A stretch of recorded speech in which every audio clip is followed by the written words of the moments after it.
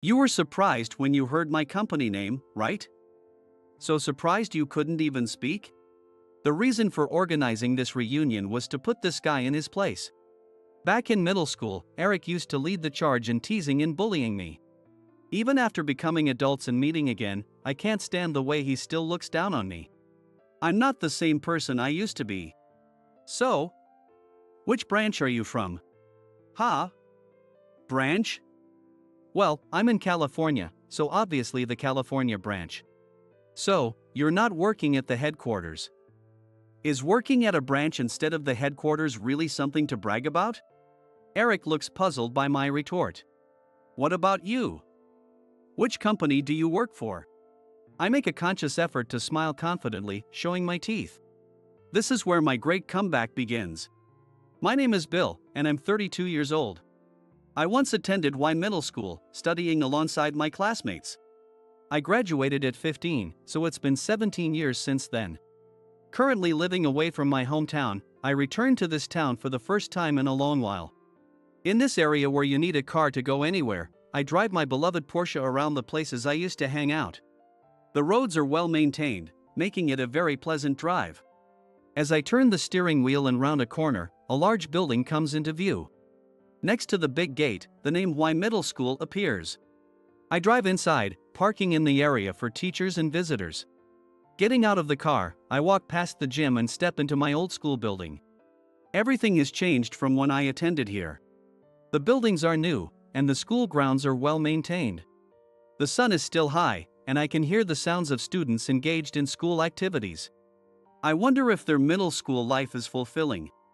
After touring the classrooms, I enter the staff room and visit my former homeroom teacher, Mr. Peterson, who is now the head of the third grade. It was a Saturday afternoon, but several teachers were busy at their desks. I feel a bit of sympathy for them. When Mr. Peterson sees my face, he stands up with a smile. I put on a face that says I've come to visit an old mentor. Since I had informed him in advance that I would be visiting today, there are no issues. I'm leaving town tomorrow. Before I go, I wanted to see Eric and the others, so we're having a small reunion in one of the classrooms. Alright, feel free to use it. There aren't many kids now, so the classrooms on the third floor aren't being used. This means I can fully express my feelings. I can't help but smile. Mr. Peterson has aged quite a bit. Mr. Peterson graduated from this middle school, entered the top high school in the state, and then went on to a city college. He studied in the education department at college and returned to his alma mater middle school upon graduation. In his first year as a teacher, he was our homeroom teacher. It's really nostalgic. Haven't you been around here much? No. I've been living over there the whole time. So coming back after so long and seeing all the changes has been quite surprising. Speaking of which, the six of you were always close. I remember you guys always messing around in the halls. I still remember it clearly. My body tenses at those words. If he remembers it so well, why didn't he do anything about it? Talking about being close and messing around, where was he looking? I wonder if the current third-year students are having a satisfying school life with a man like him as their head teacher. When I was in middle school, I didn't understand anything about life. I was still just an extension of an elementary school kid, thinking that adults were much greater than children and that it was natural to obey them. But now, I know that teachers have both strengths and weaknesses. Moreover, teachers are people who start teaching students right after finishing their college life, without experiencing the real world. Mr. Peterson might have tried hard to be a good teacher. But does that make my bitter feelings any lighter?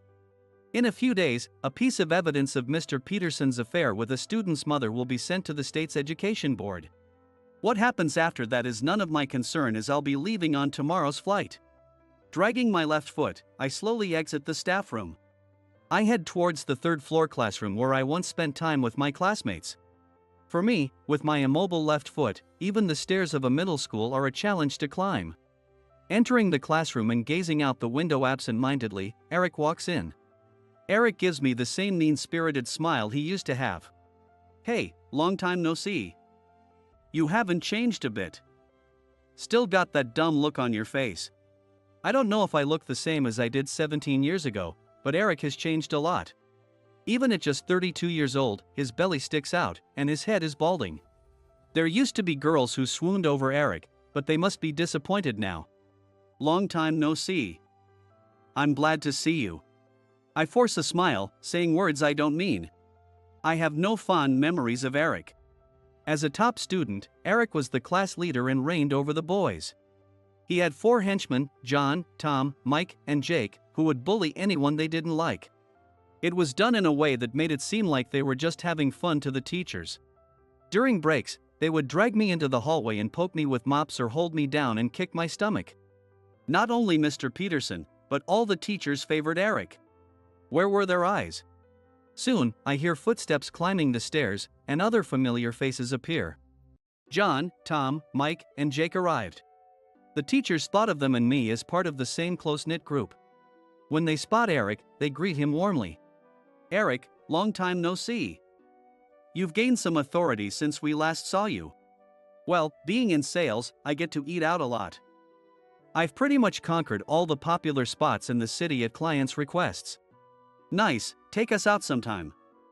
We're old buddies, after all. If I recall, it was Eric, John, and Tom who went to the city for college. Meanwhile, Mike and Jake stayed local, attending a nearby college and remaining in this town. Did you guys meet up often after middle school? No, we went to different high schools, so we haven't seen much of each other since. We all graduated from pretty good colleges. But that's to be expected, we were special even in middle school. I give a dry laugh at Tom's words. Did they think being special meant they could do anything? Eric was the ringleader, but John and Tom were no better. Mike and Jake followed Eric's orders, hoping to gain favor. To me, Eric was a bright, enviable figure admired by both boys and girls. John and Tom prided themselves on being Eric's best friends. Mike and Jake were more like admirers who followed Eric around. And I was their punching bag, there to relieve their middle school stress. Maybe after graduating, they faced their own struggles and learned to understand others' feelings. If they felt ashamed and apologized, I might be willing to forgive them. However, as adults, they just started bragging about their companies. Actually, Jake and I have started a business together. It's tough, but being your own boss is great. Mike and I have been close since middle school, and we get along well. We both stayed local, so he's the perfect business partner. Eric listens to Mike and Jake's conversation disinterestedly, gazing out the window. He must be waiting for someone to ask him about his own recent achievements. Hearing about others' success must not sit well with Eric. Reluctantly, I direct the conversation towards him. So, Eric, what are you up to these days? All I know is that you graduated from a city college. Eric's eyes gleam. Glad I asked, he relaxes and starts talking with enthusiasm. Actually, I work at Ford Pharmaceuticals. I've been at the top since I joined, and they're expecting me to become a manager soon. John and Tom, already aware of this, smile and nod in satisfaction. Mike and Jake look surprised. Really? That's amazing. I heard the New York headquarters recently started developing a drug that might be a breakthrough cancer treatment. It's all over the news. You're really working for an incredible company, Eric. Eric grinned, pleased with their praise. Then he looks at me, waiting for a reaction. You were surprised when you heard my company name, right? So surprised you couldn't even speak? The reason for organizing this reunion was to put this guy in his place. Back in middle school, Eric was the ringleader who teased and bullied me relentlessly. Even now, as adults, he continues to look down on me, which I can't tolerate. I'm not the same person I used to be. So? Which branch are you at? Huh? Branch? Well, I'm in California, so obviously the California branch. So, you're not working at the headquarters. Is working at a branch instead of the headquarters really something to brag about? Eric looks puzzled by my retort. What about you? Where do you work? I make a conscious effort to smile confidently, showing my teeth. This is where my great comeback begins. I'm at the same company as you, Ford Pharmaceuticals. But I'm not at a branch. What do you mean? I've never seen you around. I work at the New York headquarters. That's why we've never met at the office. Eric and the others are stunned to hear that I work at the headquarters of such a prestigious company. If they knew I was an executive, their jaws would probably drop. I look at each of their faces with satisfaction. I invited them to our old school just to see these dumbfounded expressions. John, who was closest to Eric, speaks up. "Hey, why are we all here anyway?" "I got an email from Eric about a good investment opportunity. Since it's the holidays and everyone's home, it seemed like a good time to meet up." "Same here. I live near the city, so it's rare to see everyone. Plus, I heard Eric's making a fortune with his investments and living well." "What?" "I didn't send any emails. I got an email from Mike about his startup with Jake and their success in investments." Mike and Jake both exclaim, "Me too," at almost the same time. The five of them look at each other with suspicion. Being summoned to the middle school by emails no one admits sending would make anyone paranoid. I smile, feeling satisfied. "Of course. I sent those emails. You impersonated me and got everyone here? So it wasn't Mike who invited me?" "That's right. I knew the keyword investment would catch your attention. Plus, I knew the others had their own issues. None of them can understand why I called them to this classroom. For me, to resolve my feelings, it had to be this classroom. In middle school, I suffered from their relentless bullying and harassment. I clung to the hope that graduation would finally free me from them. But just before graduation, their roughhousing injured my spine. I was left with partial paralysis and couldn't even leave the house. I ended up missing graduation, feeling utterly defeated. I had to take a year off from the high school I planned to attend and visited countless doctors. A doctor at the local college hospital recommended a hospital in New York, so I left with my parents. I endured 3 surgeries and managed to recover enough to walk, but I was left with a slight paralysis in my left leg. While hospitalized, I arranged to transfer to a local high school, and after being discharged, I continued my studies in New York and graduated from college.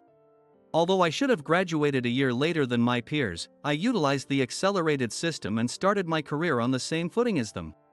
I secured a job at one of the world's leading pharmaceutical companies, Ford Pharmaceuticals, and steadily built my career through hard work. Having spent so much time in hospitals, I understood both the doctor's desire to heal and the patient's pleas for help deeply. Kevin Ford, the CEO, started noticing me because I worked with the compassion needed to truly care for the people using our medicines. Mr. Ford occasionally gave seemingly impossible tasks, but I always managed to accomplish them. I even volunteered in African countries, working in clinics to ensure medicines reached those in need. My efforts were recognized, and last year, I became one of the company's executives. Eventually, through an unexpected source, I found out that Eric, who had tormented me in middle school, was working at the California branch. Hoping he might have changed, I spoke with people at the branch, only to find out that he was still bullying those in weaker positions around him. Hearing this made me furious. From that day on, I vowed to take revenge on Eric and his gang. I contacted the president of the California branch, Joseph, and obtained Eric's profile. It included his company email address, which I used for this plan. First, I decided to investigate Eric's life after middle school. Eric attended a local high school known for its strong sports programs and enjoyed a fulfilling high school life. Unaware of my suffering in the hospital, he spent his days playing soccer and even competed in the national championships in his senior year. He went to a private college in the city on a sports scholarship. However, life wasn't as sweet in college.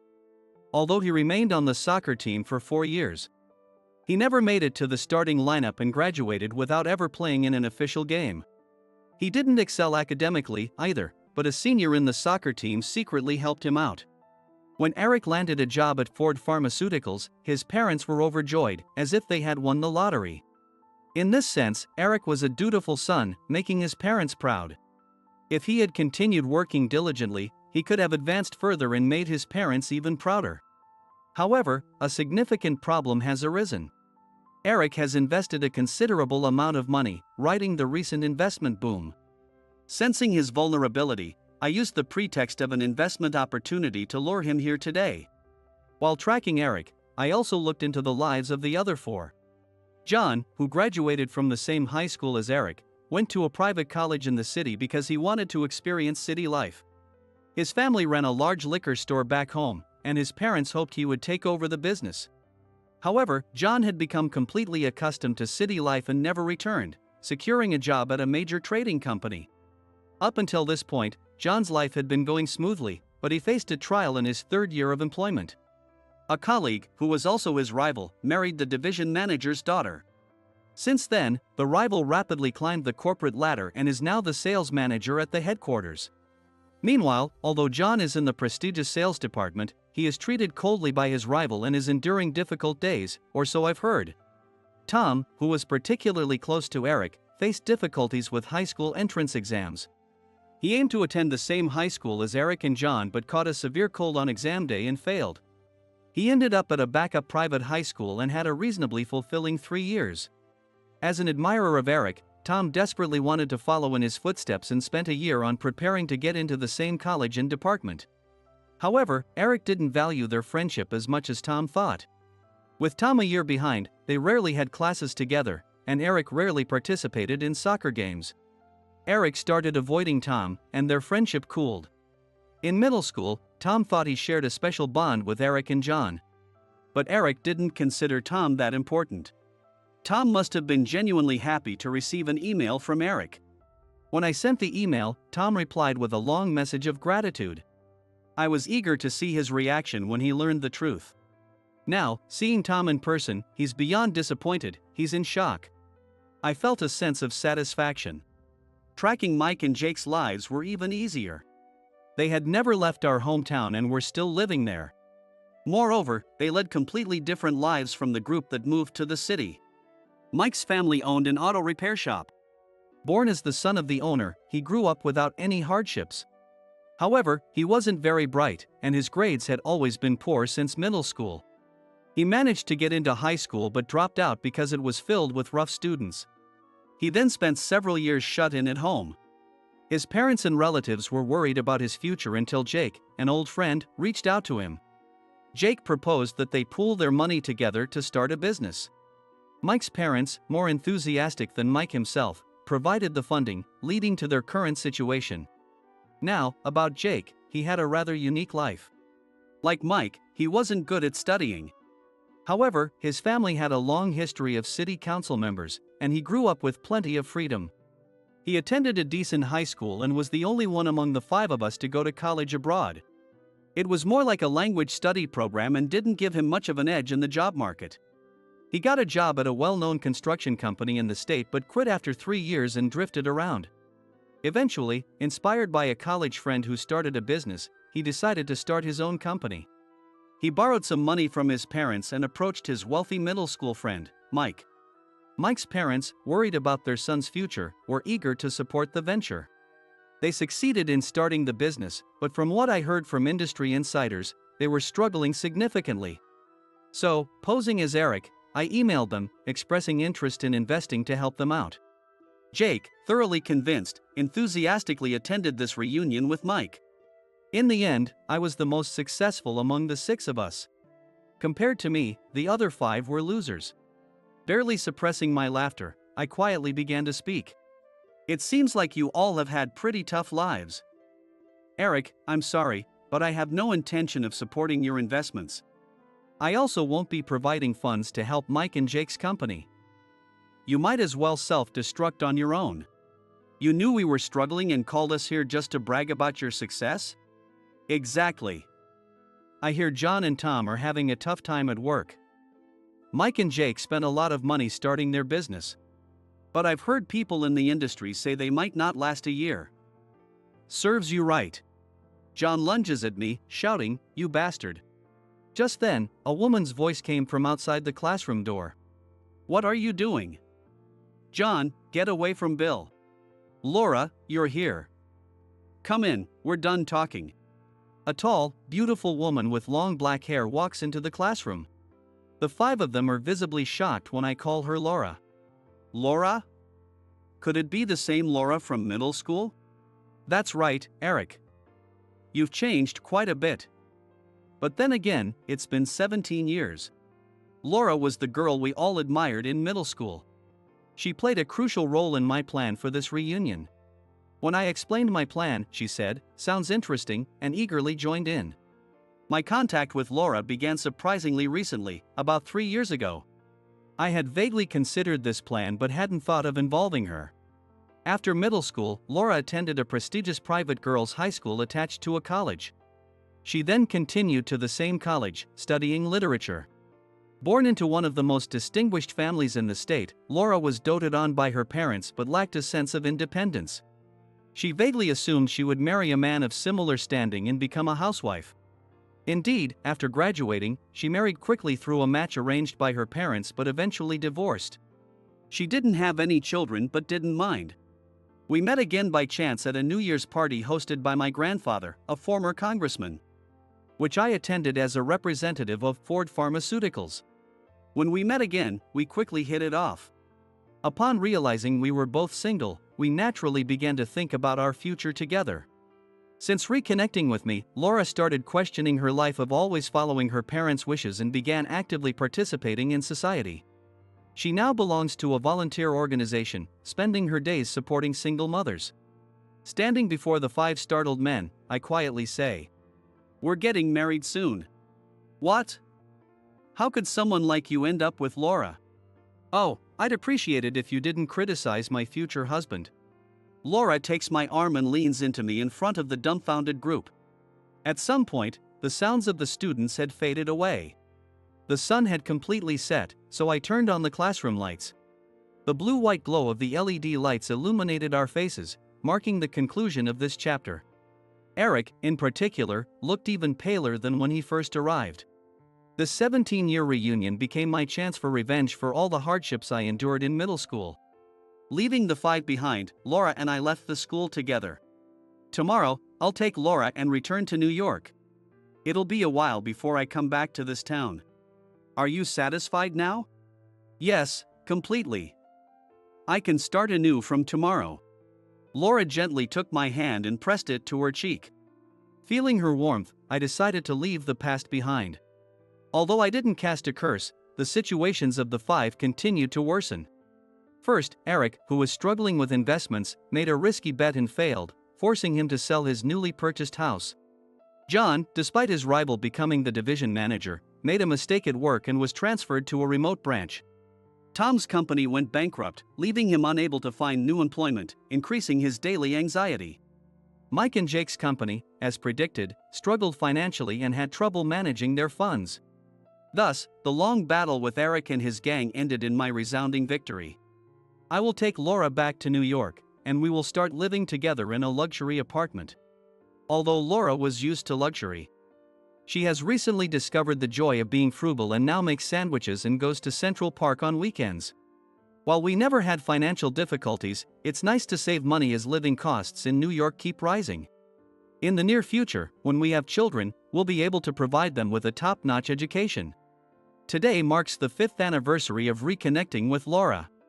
As she hums a tune while making sandwiches, I secretly call to make a reservation at a fancy restaurant in the Empire State Building.